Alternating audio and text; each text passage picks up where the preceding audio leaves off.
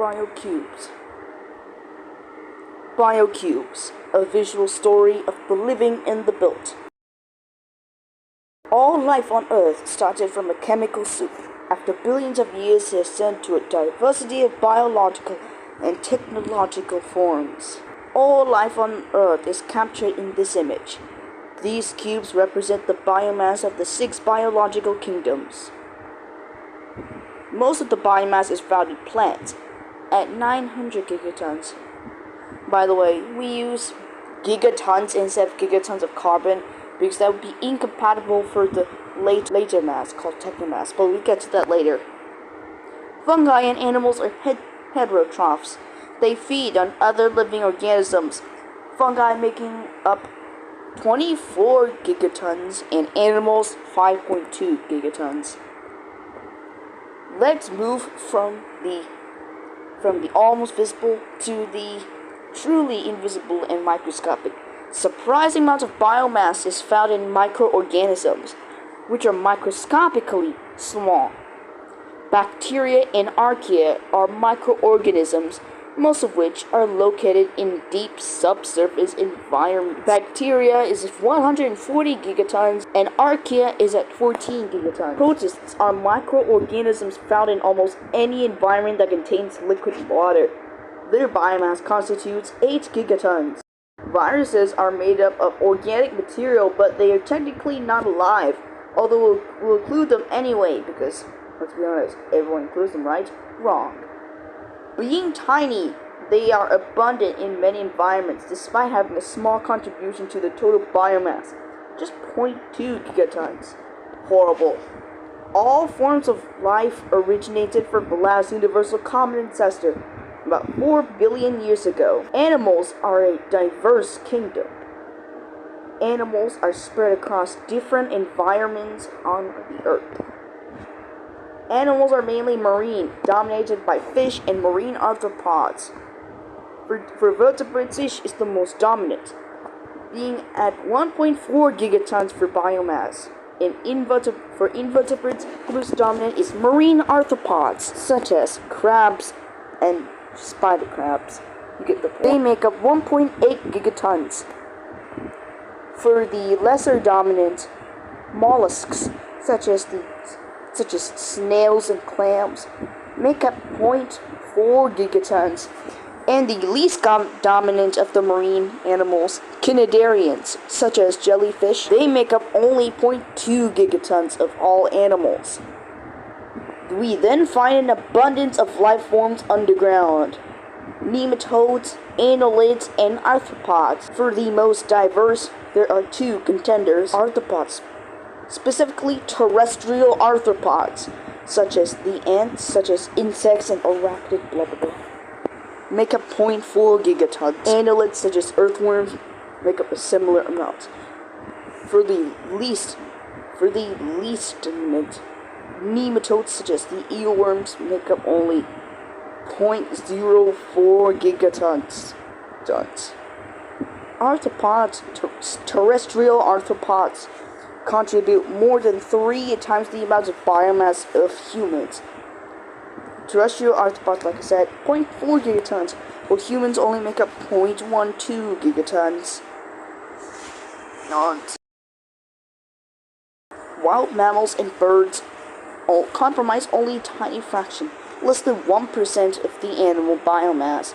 Wild mammals at 0.014 gigatons, and wild birds even worse at 0.004 gigatons. By the way, the biomass of reptiles and amphibians is negligible, which is why they're excluded in biomass. Today, humans weigh about 10 times more than all wild mammals. To generate enough protein, humans have created livestock that now weighs almost twice the entire world population. Livestock such as cattle, sheep, and poultry. Even our pets make up 0.2 gigatons. It makes up 60% of all mammals and 70% of all birds. The biomass is the result of 4 billion years of evolution. And there we have it, biomass. Now let's look at something that is not actually living. Technomass. Humans have built about 2 billion cars.